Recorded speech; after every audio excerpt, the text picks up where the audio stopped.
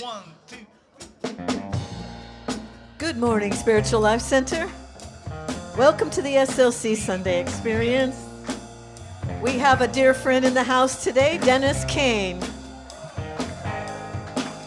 And if you come around at Easter time, you will also know that he is famously known for playing the role as Pontius Pilate. Yes. So let's sing our welcome song together. I'm in the right place at the right time. I am just where I am meant to be. I'm in the right place at the right time. I am just where I am meant to be. I'm in the right place at the right time. I am just where I am meant to be. I'm in the right place at the right time. I am just where I am meant to be. Oh, my soul is welcome here. Oh, my soul is welcome here. I am getting the message loud and clear. My soul is welcome here. Your soul is welcome. Our soul is welcome. Your soul is welcome. The right place at the right time. I am just where I am meant to be. I'm in the right place at the right time. I am just where I am meant to be. Oh, my soul is welcome here. Oh, my soul is welcome here. I am getting the message loud and clear. My soul is welcome here. Oh, my soul is welcome here. Oh, my soul is welcome here. I am getting the message loud and clear. My soul is welcome here. I am getting the message loud and clear. My soul is welcome. My soul is welcome here. My soul is welcome here. My soul is welcome here. Your soul. My soul is welcome here. Don't you know My that soul your soul is is welcome here now? All my soul is welcome here. Your soul, my soul is welcome here now. My soul is welcome. I am getting the message loud and clear. My soul is welcome here.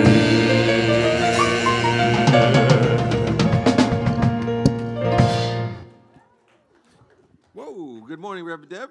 Good morning, Reverend James. Good to see you this morning. Good to see and you. Your soul is welcome here. So glad you are here as well as everyone else. We are.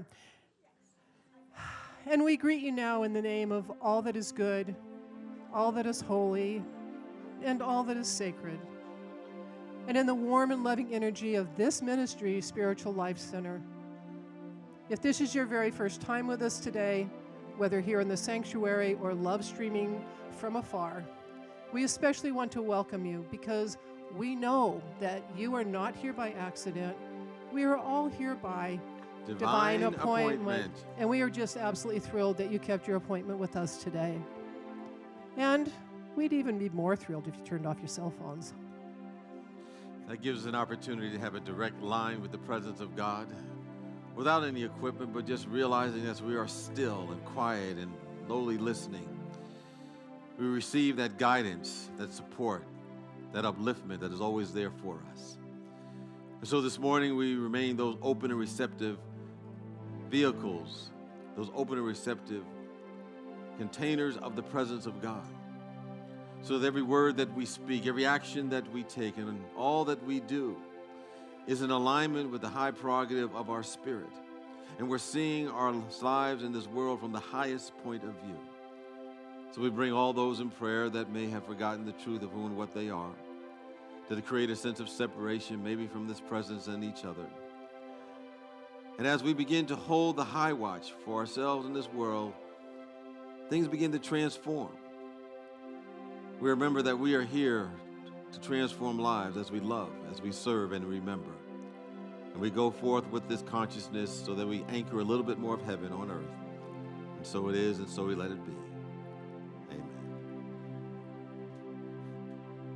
Our Well Wednesday program this week is Tess Kean. She is a certified hypnotherapist, and she's going to talk to us about the spiritual side of hypnosis, and there'll be a little bit of a talk, and we'll do some Q&A, and then she's going to take us all through a hypnotic experience, and we'll even be able to have some tools to take home with us. So it's going to be a really, really interesting night. Let's see, it's salad, right? So it's salad at 6, and the service starts at 7. And speaking of hypnotic experiences, our Mystic Live is coming up, our Mystic Cafe, and it's going to be happening very soon. So having someone to come up and give us some details is very important, and that one and only someone is RJ. Hi, everyone. So our next Mystic Cafe is Guys with Guitars. It's going to be fabulous. So let's hold our applause, and we'll try and get through all the names of our wonderful guitarists. We have Chris Enright. We have Reverend Dave Lyman, Alan Klein, Steve Sullivan, Michael Rogers, John Merriman. Did I get them all? Let's give him Steve Sullivan. Let's give him a round of applause. Yeah. So now Robin DeLong is she's underwriting the entire cost of putting this event on. So let's thank Robin DeLong of Coldwell Banker. And that means that every ticket sold is going to go to SLC. Now, when we have a Mystic Cafe, we set it up cabaret style, and the room holds 120 people. Well, 35 spaces are already gone, so we have 85 spaces left for this high-demand event. So we recommend, now, if you buy 8 tickets, or if you and your friends get together and buy 8 tickets, let me know, and we will reserve a table for you, but we're only going to reserve about 6 tables.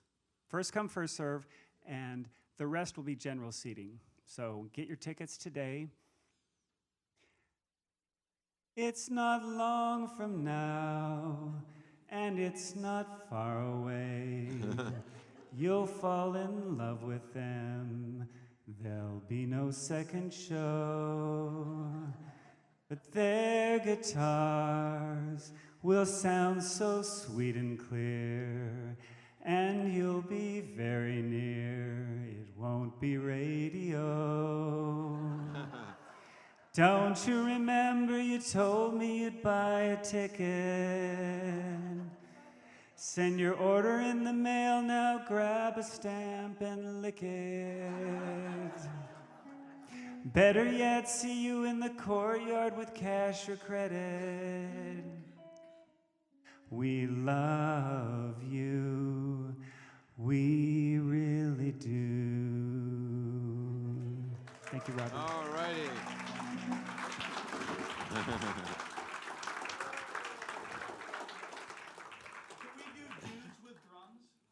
Dudes with drums. Okay. We'll put that on the to-do list. So, James, have you noticed around the building there's some little love marks on the wall, and there's some things not growing out in front right now? And I think we have an opportunity to remove those love marks and send them to the nothingness in which they have come in a very loving way.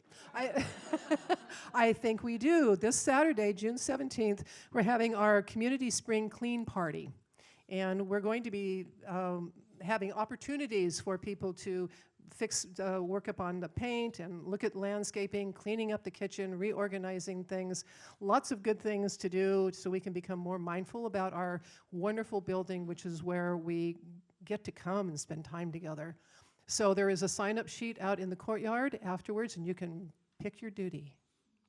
And we have a special announcement coming forth with Celia about a class that we're going to be doing together. Be prepared for the unusual. So come forth and share forth our upcoming badassery class. I've been told by many that they were in shock last week when they heard James say the word badass. It was like the word heard around the world. It was. but I'm really excited that we're doing this class, and to tell you a little bit about the author. So it's called Badassery. Well, the class is called Badassery 101, and it's based around this book called "You Are a Badass: How to Stop Doubting Your Greatness and Start Living an Awesome Life," and it was written by Jen Sincero. She was a punk rocker and loved being on stage and having fun, but when she got home, she had ramen for dinner and no money in her bank account and was really upset with her life. And so she went on this journey and spent thousands of dollars on personal coaches and going to workshops. And it wasn't until she found spirituality and the Spirit did things really start changing for her. And she didn't know what she was going to do. She had no idea that eventually she would be a best-selling author. She would be a personal coach. She had no idea that those were going to come into her life, but they did, and it was amazing. And so her book is super funny, and I'm going to just share just a small little glimpse of what we're going to be talking about in our workshops, which is it's really truly a workshop with things that you're going to be doing at home while during the class, sharing, and hopefully really cultivating the badass that is living in you right now. So this little excerpt is, this is about getting mighty clear about what makes you happy and what makes you feel the most alive, and then creating it instead of pretending like you can't have it, or that you don't deserve it, or that you're greedy, or that you listen to other people telling you what you should be doing. It's about having the cojones to show up as the brightest, happiness, baddie-ass version of yourself, whatever that looks like to you. The good news is that in order to do this, all you need to do is one simple shift.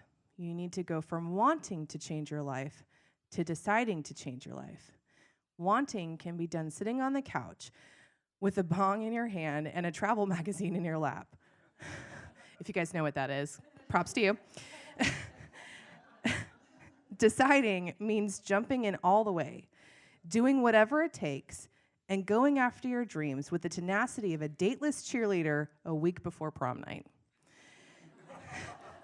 So, if you would like to go to prom with James and I, Thursdays, beginning July 20th, we're going to have it's just 4 weeks. It's an hour-and-a-half class starting at 7 p.m., and we actually have an early bird right now, so you can get it today for $77. But after today, it's going to go up to $97. So definitely get those savings and come and transform your life and embrace your badassery. Thank you. All righty.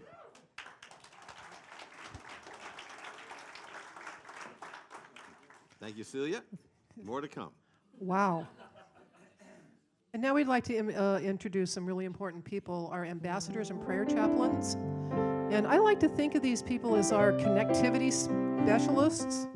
Ambassadors are wearing the rainbow ribbons, and they are here to offer a warm welcome, answer your questions, put you in the right direction on how you can connect with our activities, our programs, and with each other. And our chaplains are also here to help you reconnect with your divine self. And they're here to hold us in confidential prayer during our human journey of joy and of challenge. They wear the white stoles, and they will be here in the sanctuary and in the courtyard after the service. We thank them for their service and their consciousness. And if you're here for the very first time, we have a welcome card we're going to hand out to you in a moment. It's a great way to get connected with our community. You can fill it out and drop it in the offertory basket or at the welcome table across the breezeway at the end of the service. The offering basket, we also have some free gifts that will be given to you. And the welcome table is a great way to connect and get your gift and get more information about Spiritual Life Center. So if anybody's here for the very first time, if they would just kindly raise their hand. Any first timers this morning? Yes, keep them up high. Yes, we got a few folks here today for the very first time. We thank you for your presence and your consciousness and your love. And we have a shell lei for you. And we ask you to wear this so we can greet you. On the shell lei is a tag that says, "We believe that we are spiritual beings having a human experience, and there are many, many paths to the one God." Thank you for joining us on your path today, and let us all now stand and welcome our newcomers and each other.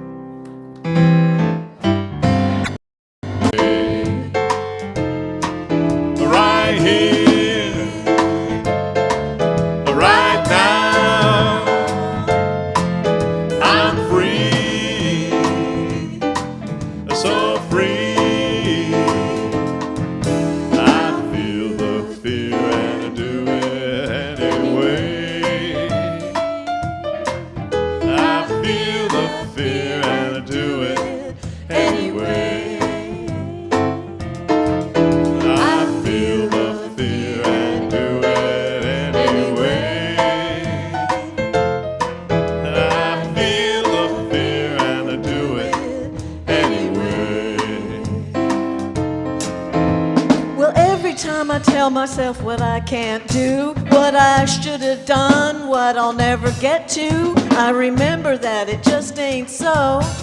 This fear has got to pack its bags and go. That's right. Hit the road, Jack, and don't you come back no more, no more, no more, no more. Hit the road, Lack, and don't you come back no more. What I say, hit the road, Lack, and don't you come back no more, no more, no more, no more. Hit the road, Lack, and don't you come back no more. Right here, right now, I'm free, so free. I feel the fear and I do it anyway. I feel the fear and I do it anyway. I feel the fear and do it anyway. I feel the fear and I do it anyway. Anyway. Anyway. Anyway. Anyway.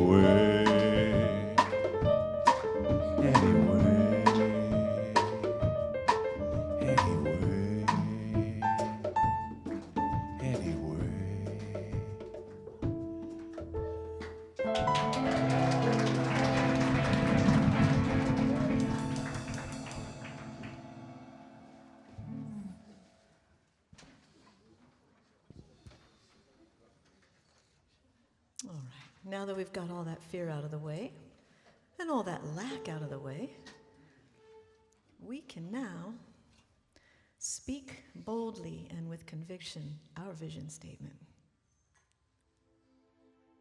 Spiritual Life Center is a loving, vibrant family that welcomes home all people and accepts everyone, no exceptions, weaving ancient spiritual traditions with emerging wisdom. We cultivate a spiritual deepening with the divine, each other, and our planet. Now let's sing this beautiful chant by Melissa Felipe, who will be here with her partner Z on June 25th to share her music and message.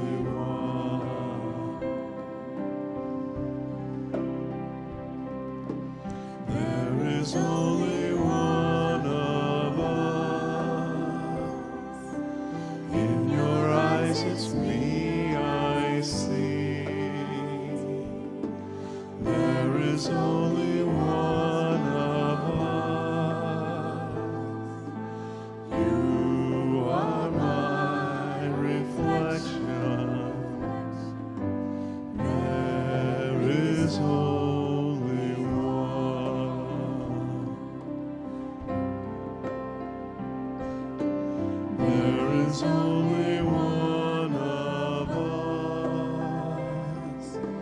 In your eyes it's me I see. There is only one of us. You are my reflection. There is only one. You are my reflection. There is only one.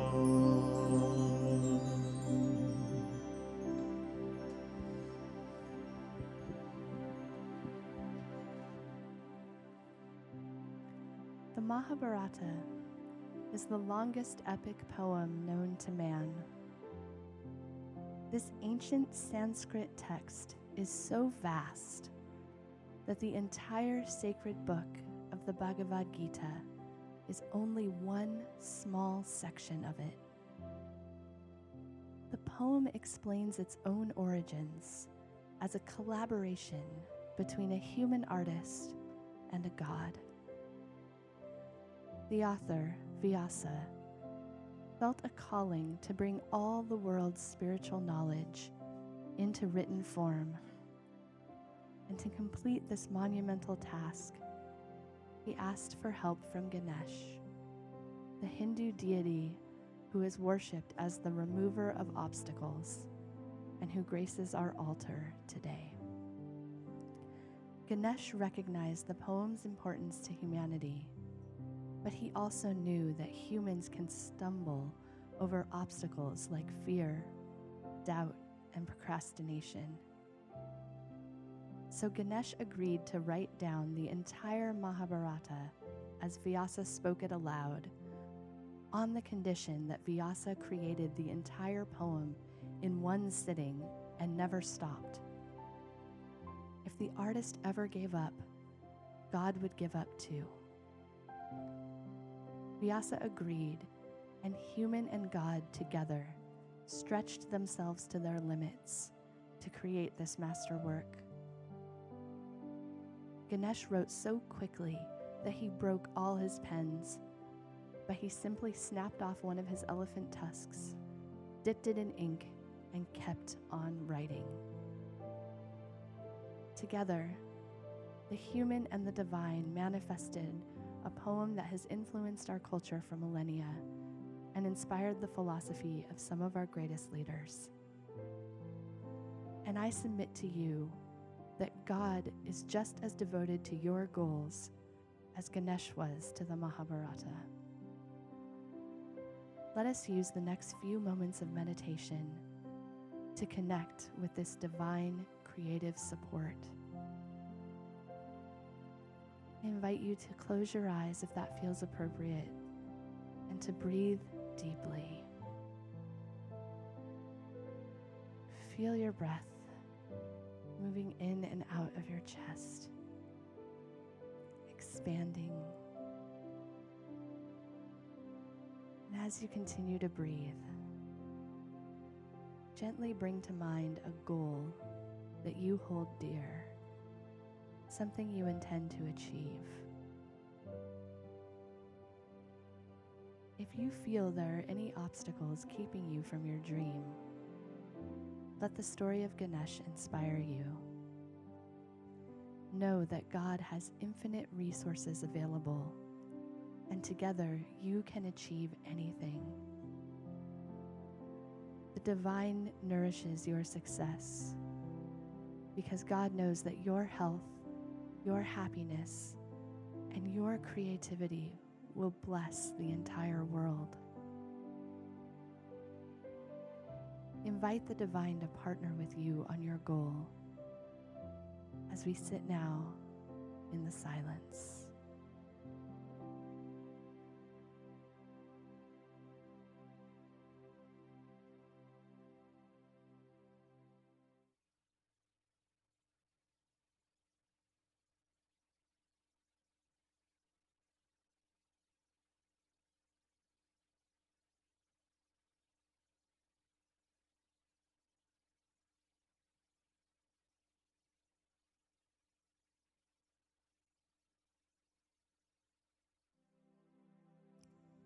take a moment now to affirm your dedication to your goal. As long as you remain devoted, the universe will work with you, bringing the resources to make it a reality. Now, as we return from meditation, gently allow yourself to become aware of the noises in the room. And when you feel ready, open your eyes. And as you continue with your day, know that God is partnering with you every step of the way.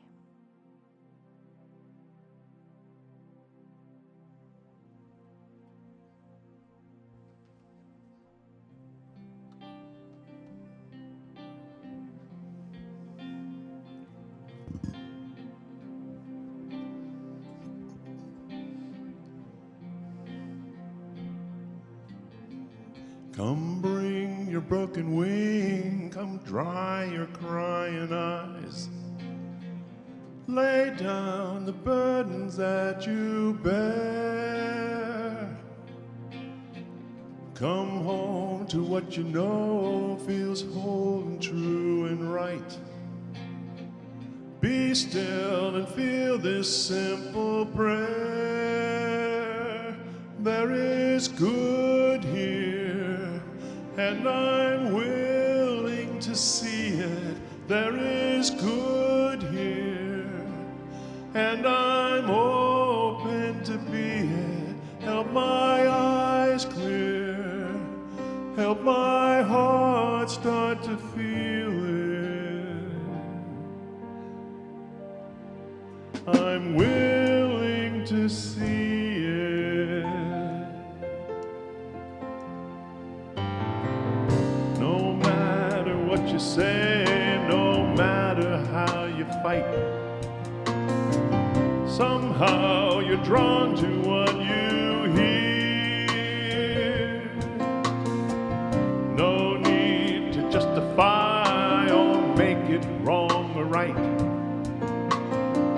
Let go and sing through your fear. There is good here, and I'm willing to see it. There is good here, and I'm open to be it. Let my eyes clear, help my heart start to feel it. So long the story held you down, down, down. Wake from your sleep now and turn it all around. Look from the shadow into the light and say,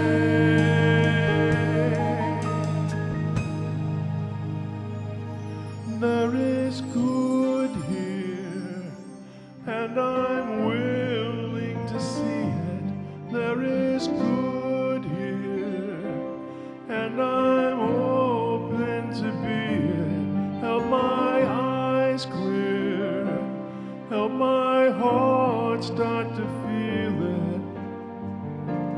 There is good here, and I'm willing to see it. There is good here, and I'm open to be it. Help my eyes clear, help my heart start to feel it. There is good here, and I'm willing to see it. There is good here, and I'm open to be it. Help my eyes clear, help my heart start to feel it.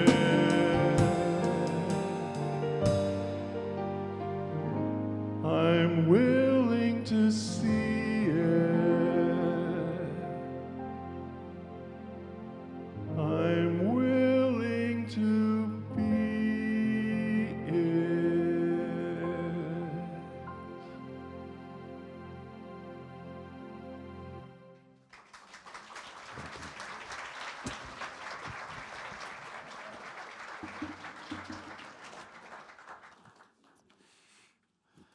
you, Janice, and the music team, kind of reminding us that God is good.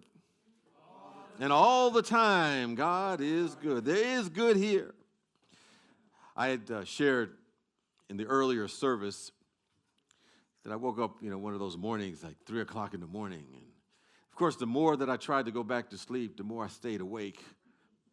And so I decided I needed to just go with the flow, so I just get up and change my state of mind about not having my rest. So I just started singing. Oh, what a beautiful morning. Oh, what a beautiful day. I've got a beautiful feeling. Everything's going my way. And I had a whole different state. So I got up and, just enjoyed the quietness of the morning and came on in. I recall many years ago, I was in a recovery community, a therapeutic community, and I was going through my dark nights of the soul, trying to move from that point of despair. And I was with, the other folks that were there, part of the community, and waiting for a gentleman to come to share with us. And this gentleman's name was Ralph, and he's really a great teacher for me. I didn't know it at the time. And we were all sitting in a circle, probably lamenting our stories as to how we got our here and our life was all messed up. And Ralph came in, and everything was quiet. And Ralph proceeded to excoriate every single person, one by one, that was in that circle. Said that our stories that we made up about ourselves was one of the reasons that we were there. And what I realized is that he was trying to break us down to get us to release those attachments that he had to the stories that were running our life, that we weren't conscious of. So he wasn't very polite about it. He was a well-accomplished individual, but he had gone through his own experiences in life. He was actually part of that class of those who know a little bit about history at Harvard with Timothy Leary. He got kicked out of school for using LSD in experiments. I think he was a classmate of Ram Dass, who is now a great spiritual teacher. And so he also was just blowing us away. And I remember that the way that he did it, because he came from the old school, he worked under Warner Earhart, one of the S trainers, and he was like blasting us. But something about him, how he showed up and had an effect on everyone in that room that ultimately was very positive. At least I could say that for myself. He came into his full power. And I think he ignited that same power that was within each and every one of us. And that encounter reminds me that all of us are expressions of the presence of God, the complete expression right where we are. In other words, all of the power and all of the presence and all of the love of God is always right here waiting to be expressed in many different ways. And there's nothing missing within us. So anytime we have an insight, anytime we have an aha, anytime we have a new discovery that takes place within our soul, we are actually affecting everyone in the room that we're in. We're affecting this entire city. We're affecting the nation, sitting right where we are. I think as spiritual beings, there's no time or space that has power over us. We're dealing with the spiritual realm. We're dealing with consciousness. And I think in many ways what we're doing, we're creating a vibrational stepladder for those people who are maybe even still in bed this morning. I don't know. It's kind of late. They should be up by now. But maybe a few people in bed, and they're scratching their heads and saying, maybe I should show up at this place called Spiritual Life Center. I never heard of it before, but maybe I need to be here. I think here is the thing, that we're not here to take in vibrations from the world. We're here to radiate it out. We're here to radiate it out. We're not here to get caught up in the news and see where circumstances or situations are determining our experiences. We're here to be people that are not taking anything from the outside that's determining our lot, but realize that we're here to be transformed within and then to bring that lot, that energy to the outside world. I think that's why Jesus the Christ focused so much on addressing our inner life. When he said that the kingdom of heaven is within you right here and now. I remember years ago I was out of the country and I was hanging around a number of gentlemen who were from Morocco. And I believe they all were Muslims. And they were looking at me somewhat of askance because, they didn't know about this version of Christianity I was in called unity. And they asked me, are you a Christian?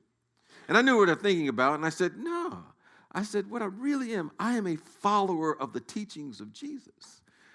And they said, oh, yeah, you're a person of the book. You're a person of the book. Sometimes people ask me from time to time, what is the role that Jesus played in unity and our teachings? And we realize that there are actually two tracks that understand about Yahshua ben Joseph, also known as Jesus. There's a track that has a tendency to worship the person, the man, the personality. And there's the track that has a tendency to practice what he taught. And oftentimes they go in different directions. But Jesus wasn't about him as a personality. There's one story that an individual had asked him, well, good master, and he said, why callest me good? There's only one good, that is the presence and the power and the love of God. So there are individuals who deify the individual, and there are those who put into practice what he taught, what he believed. And we, being part of the New Thought Ancient Wisdom teachings, an interfaith community that affirms all life-affirming paths, we fall in that particular category that loves the man, but we also practice the principles that he espoused so we can acclaim, like he did, the shining example of our next stage of our evolution, the shining example of what's possible. Oftentimes people look at him as the great exception, but he was not the great exception. He was the great example of what's possible for us. He was definitely exceptional. He was an example, however, of our possibilities. And I think we can express that same possibility for our life in our own way, but we have to get out of our own way. Sometimes we may think others have something special or something outside of themselves is blocking them. But as this master teacher said, that the enemies within our own household, or as I like to often refer to that cartoon Ziggy. And Ziggy said something to the effect, God, please zap my worst enemy. And Ziggy got zapped himself. It's always ourselves that's blocking ourselves. Ralph Waldo Emerson said, we want to remove our bloated nothingness so that divine circuits can flow. And that divine circuits is blocking, ourselves whenever we are in angst or anxiety or fear or doubt. We talked about the idea of removing that bloated nothing, one of them being fear. And I recall running across a story about Will Smith, the actor, former rapper, and other things that he does. And he said he was outside the country one time, and he was with some friends, and they were imbibing in a few, and they decided, hey, just on the spur of the moment, that the next day that they were going to go skydiving. And everybody was saying, yeah, man, we're going skydiving tomorrow. And he said he went back to his room and he started waking up in a cold sweat. And he thought about it. Now, I hope when I show up tomorrow that nobody else shows up. But he showed up and everybody was there. And he didn't want to back out, be the only individual not to go through with it. And so they went up 14,000 feet in the air, and they said on the plane they had 3 lights. They had, a red light, a yellow light, and a green light. And eventually when the light turned green, the doors opened up. And he said, uh-oh, I have never been in a plane where the doors have opened up before. And he began to sit way in the back of the plane, And he had one of his own partners that was supposed to like help him out. I guess he strapped himself to him. And he said the guy was sitting on his lap, what he thought was a little weird. But he said he started engaging in a little small talk and said to him, I'm sure you've done this many times before. And do you have a family? I just want to make sure that you're serious about doing this because I'm putting my life in your hands. And so they walked to the edge of the doorway. And he looked out the doorway and he only could see 14,000 feet of depth. And he said that, he said, okay, on 3, we're going to jump out. And he said, they said 1, and on 2, they pushed him right out because most people, when they get to 3, they hold on to the doors. But he said he was at that point of maximum fear at that moment. But after that moment of getting through the fear, he said there was absolute bliss. So at this greatest point of fear, he was able to get through that and came to his greatest point of bliss and joy and experience. There was another movie that he was in that didn't really do well, but I do remember this line. And he was talking to his son, and I don't even remember the plot, but he had these words. He said, fear is an illusion. Fear is something we make up. He said, danger is real, but fear is something we make up. So getting the bloated nothing out of the way is kind of releasing that fear as they were singing, going through the fear and knowing the fear and dealing with the fear and doing it anyway. So how do we continue to go through of releasing those blockages? How do we get our own self out of the way?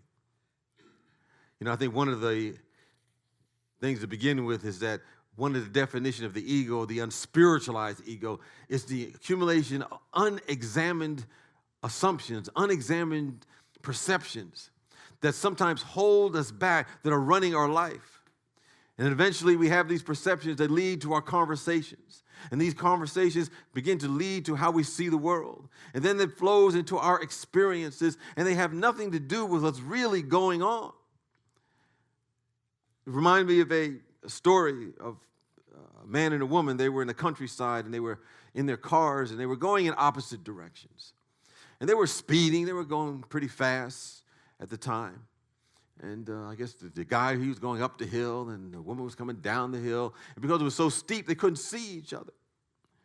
And so as they came past one another, they almost scraped door handle to door handle. They were that close.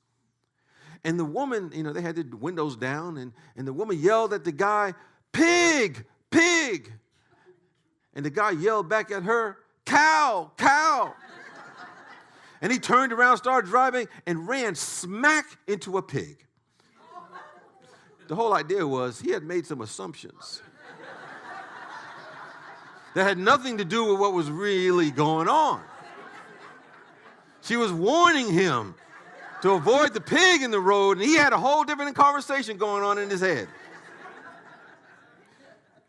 How often we have our own unexamined perceptions and assumptions. We start saying words like, life is hard and then it's over. Or you can't win for losing. Sometimes it just sneaks out of our mouth. And then some people will say, everywhere I go, nothing seems to turn out right for me. I take one step forward and the next shoe drops and it's a negative one. It flows out of our mouth. We don't examine the perceptions and assumptions behind it. Sometimes we have our co-conspirators that will help us reinforce those misperceptions. We say something like that, and they'll say, "Oh, yeah, I know what you're saying, man." And then if we have more than 2 or 3, we might have a 4-part harmony group, and they'll start saying the same words and believing the same thing. Everywhere you go, we'll say it's just terrible. If I didn't have any bad luck, I would have no luck at all. Just flows out of our mouth. Unexamined perceptions. We need to examine our perceptions, examine our assumptions. And so during the course of the day, we look at those assumptions and perceptions, and we challenge them. We confront them. And when we become aware of them, we can say, this is not true. And we begin to have a totally different experience. Begin to realize that those perceptions, assumptions, those outside of experiences cannot determine our destiny because we are the way. if we begin to change within us, our experiences begin to show up differently. I think there's another strategy to help us get out of our own way, is have some kind of vision for our life. Starting with our day. Sometimes it's just, how are we going to have our vision for our day? Sometimes it's a half a day, because it's, got to break it down a little bit. But a week, a month, a year, a lifetime. And all the avatars and models that have walked the planet gave us high possibilities for our own visions in our life. So we begin to feel our way into a high vision state. And the moment we're in a vision state, where 50.1% of what we're thinking about is about the vision of what's possible, a momentum begins to take us over. Because we're thinking about that. And it's pulling us to the next level of our being, regardless of what the seeming facts may be on the three-dimensional level. I was sharing with my son, who just graduated from high school this week, and at their last week, they were, they had, I guess, senior class seminars or something to that effect. And they brought in different speakers to share a number of different things, and they brought in an attorney, and he listed the 15, most important Supreme Court cases. There's someone else that came in and talked about car maintenance, and someone else talked about financial literacy, and someone else even brought up some ideas of hobbies like knitting. One of the teachers, I thought that was interesting for my son to go to one of those seminars. But one of them, he said, was about visualization. And that if you really want to begin to create the life you really want, you have to begin to visualize what that is about. Write that down. Hold that in your heart and begin to hold that in your mind, regardless of what the circumstances or facts may look like. And, of course, they're soaking it in. I was thinking, wow, if I was in high school or a little younger, I wish I had that stuff available to me. I was a lot older before I came to understand how powerful those things are. But they began to get those tools that got their so-called limitations out of the way and realized there is no limit. A lot of people, when they talk about their visions, they talk about what they don't want to happen in their life. I was at a workshop one time, and we were asked to craft, our own visions for our life. And one individual got up and started sharing about what his vision was. But what came out of his mouth was, I don't want to grow up and be like my dad. I don't want to be like my uncle. I don't want this to happen to me. I don't want that to happen to me. And the facilitator said, well, you can speak so well about what you don't want to happen. I'm asking you to tell me what your life is really about. And it's a reminder that sometimes when people are asked that question, they have nothing to say because they don't even know. They're so busy trying not to do something, not to be something. They don't see it. They can't describe it. They don't feel it. But we want to move into vision state. So at a drop of a hat, when we're asked, what's your life about? No matter what stage of our life it is, we can articulate in some way, shape, or form, I'm an individualized expression of the Most High God, and there are talents and gifts within me waiting to be expressed, because we can architect a whole new way of living our life, and we can feel it within our bones. We may not be able to describe the total outcome, but we can describe where we're going and know we can feel it right now. And we can say, I'm already there in some way. And sometimes we just have to act and feel as if right now, even though it doesn't show up factually for ourselves. So I think one way we can begin to get out of our own way is to be in that vision state and begin to hold that as what's directing us in our life. But another thing I think we want to do in our life to get out of our own way is let go for dear life. Now, we hear sometimes somebody hold on for dear life. We want to talk about let go for dear life. I'm reminded of a story that I recently ran across. And, in the African desert, there's a particular part of Africa in which there's hardly any water at all. In fact, it's pretty non-existent from the human eye, and most people, if they went out there, would never even find it. But interestingly, that the baboons who live in this surrounding have a secret supply of water there. They won't tell anyone else where it is. They're kind of holding it for themselves. And this tribesman was on a hunting trip, and he had to find some water. And of course, he couldn't see any water anywhere that was none to be, seen with his eyes. But he knew the baboon knew where the water was. And so what he did, and this was, this is actually a documentary, it really happened. He went to a giant ant hill, and he put some holes in the ant hill. And then he took some melon seeds and dropped them in the hole. And all the time, the baboon was watching him do this. And of course, they're very curious creatures. The curiosity just got to the best of the baboon. And so when the tribesmen moved away, the baboon waited a little while just because he wasn't trusting humans at all. But after a certain point, he just couldn't hold back anymore. And he went to the hole where the melon seeds were, stuck his hand in, grabbed a handful, and he couldn't pull his hand out no matter how hard he tried. And he was wiggling around, just holding on. And after he did it for a while, the tribesmen came up to him, and he kind of captured him and put a rope around him and tied him to a tree. And I thought, well, what's he going to do to this guy, But what he did, he got some salt tablets. And to the baboon, it was like candy. And he gave him all of this salt, and he kept eating it, And then a day later, the tribesmen came back just to check him out, to see how his prisoner was doing. And he checked it out, and then he let him go. And after this point, the baboon was so thirsty, he wasn't concerned about whether anybody knew where his watering hole was. So he went right to the watering hole, and the tribesman was running right behind him and went to the hole and got the water for himself. Now, the point of the story is this. We want to let go for dear life, because that baboon could have gotten away a lot earlier if he just let go and got away. But he was holding on. We want to let go for dear life, not hold on for dear life. And I think all spiritual growth, all spiritual development and unfoldment is about letting go of something. So we want on a daily basis to let go of animosity, let go of resentment, let go of unforgiveness, let go of blame, let go of shame, let go of any kind of misperceptions, all those ways that no longer serve us. We want to let go as a way of being, and we'll let go for dear life. And I think something begins to happen. We will open up ourselves to the inexhaustible presence that we call God, that inexhaustible power, that inexhaustible energy, that inexhaustible vitality and magnificence, because we're not constricting it by holding on to a certain way of being. It's like electricity. We can never exhaust electricity. We could burn out a few bulbs from time to time, but electricity is just standing there saying, what? I'm still here.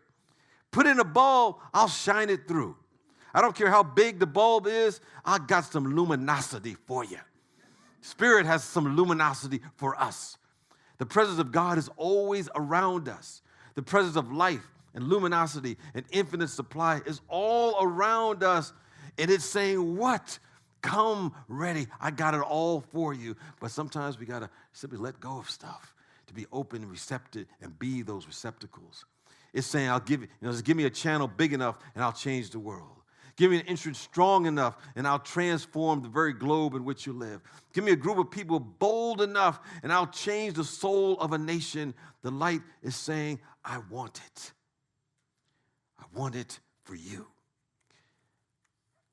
Sometimes we have to go beyond our time and space limitations in order to get ourselves out of the way as to what's possible. I mentioned that, my son graduated this week, and about 4 years ago, he wrote a letter to himself in the future. And of course, I was thinking, man, I didn't have this kind of insight when I was 14 years old. But he wrote a letter to himself, and I'm gonna leak it. He knows, he gave it to me. It's cool. And so my son's name is Jalen. And he said, Dear future Jalen, hello, future me. I'm writing this letter wondering how you are. What has happened in the almost half decade since you were me? I have finals tomorrow and would much rather study than talk to you, but I have a feeling that you will enjoy reading this. How is the president? How is America? What are the winning lotto numbers, assuming that time machines exist then? And if they do exist, how come you haven't visited me? Even though we probably never meet, I feel like I know you. It is almost like we are the same person. I guess technically we are. But are we really? And then parentheses, he writes, brace yourself. This is about to get philosophical. You have 4 more years of life experience than I. You have 4 more years of movies, video games, schooling, testing, sleeping, studying, listening, talking, eating, and growing. I just hope you have grown into a good person. Okay, I lied. The fact is, I don't know you. I don't know your passions. I don't know your goals. I don't know your vices. You are not the equivalent of me. You, the stranger, you are the shadow that hasn't been cast. You are the moon not yet lit by the sun. You are my future. Now, I may not know you, but I know me. I know that I am coming alive through these words, even if it is for a second. I know that I see a bright future for you. I just need you to know that. I need you to never give up and keep that passion burning as long as there is hope to ignite.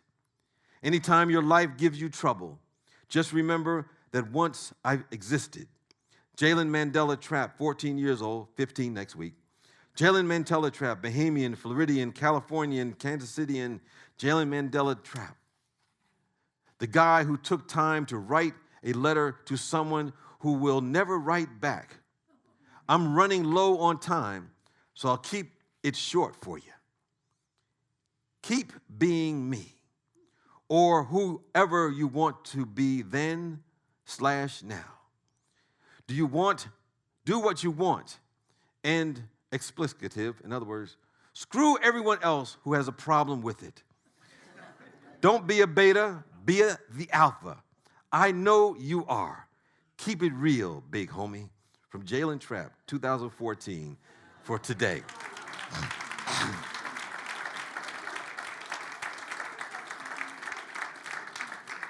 He was not going to have anything limit who and what he was going to be.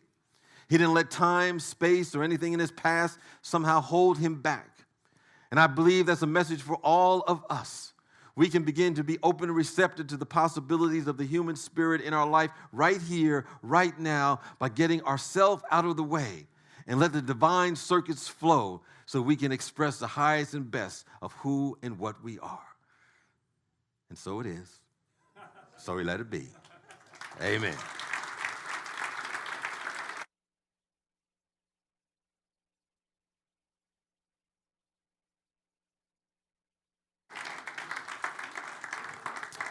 And as our musicians come back to serenade us in some way, shape, or form, let us prepare for our love offerings, our gifts, our tithes. And we're raising it up to be in tune with that ever-expanding abundance that is always around us, that comes in so many different ways. Knowing that as we give to this flow, things come back to us in ways we never could have imagined. So I invite you to take that gift, that tithe, the love offering, and symbolically raise it to the heavens, knowing that it's supporting this community, it's supporting those organizations outside the community that receive our 10% tithes. It's supporting our programs that are helping our youth and our educational programs and all the different things we have going on for Spiritual Life Center. We are part of making a difference in transforming lives through loving, through serving, and through remembering.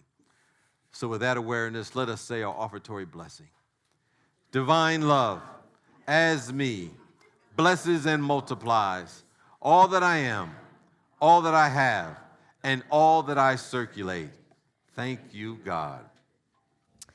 So we have a nice little tune that Dennis is going to sing for us. This was written by our good friends J.D. Martin and Jan Garrett, who will also be here in the summer. They will be here in August on the 27th. So this is a little song. Here's some questions you can ask yourself when that doubt and fear starts to creep in.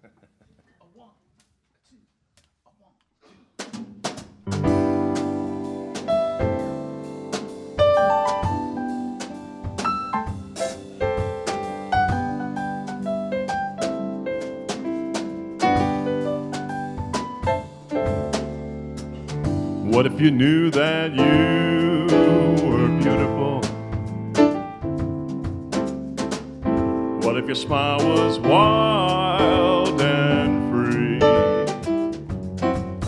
What if you knew that you can take your time and everything would turn out fine? What a wonderful, wonderful world this could be. What if every step of the journey was just as sweet as the final prize?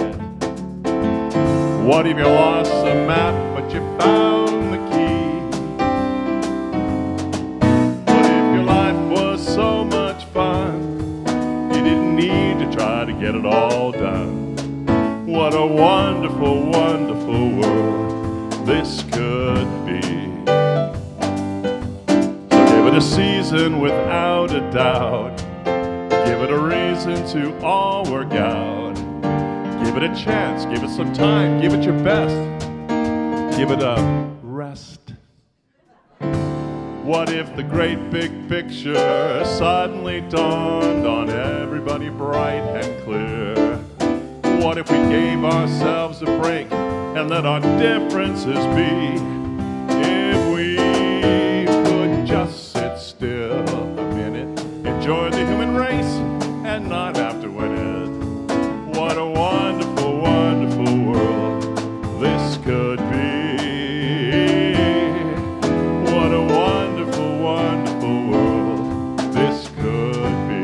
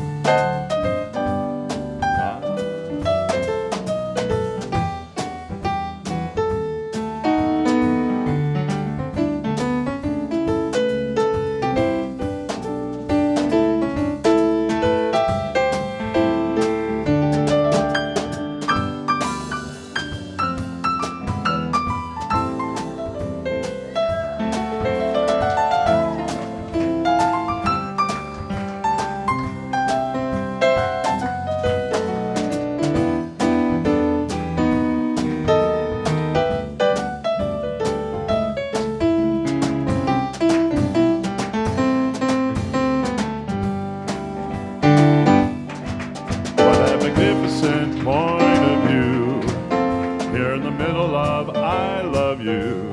How delicious, how simple, how brief, what a relief. What if the great big picture suddenly dawned on everybody bright and clear? What if we gave ourselves a break and let our differences be? If we just sit still a minute, enjoy the human race and not have to win it. What a wonderful, wonderful world this could be. What a wonderful, wonderful world. What a wonderful, wonderful world. What a wonderful, wonderful, wonderful, wonderful world this could be.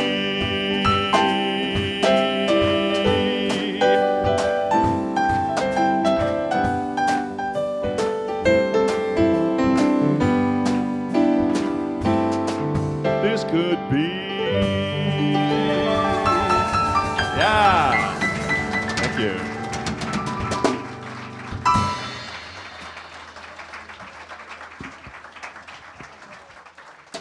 What a wonderful, wonderful world this could be. All right. And it is. We start with ourselves saying it is a wonderful world. And so we bless the tithes and offerings in the wonderful world that we live in, knowing that we are at cause in helping create that. And so we say so, and we bless that in the name and the nature of the Spirit of the living God. And so it is, and so we let it be. Amen. And with that, let us join together and sing our peace song.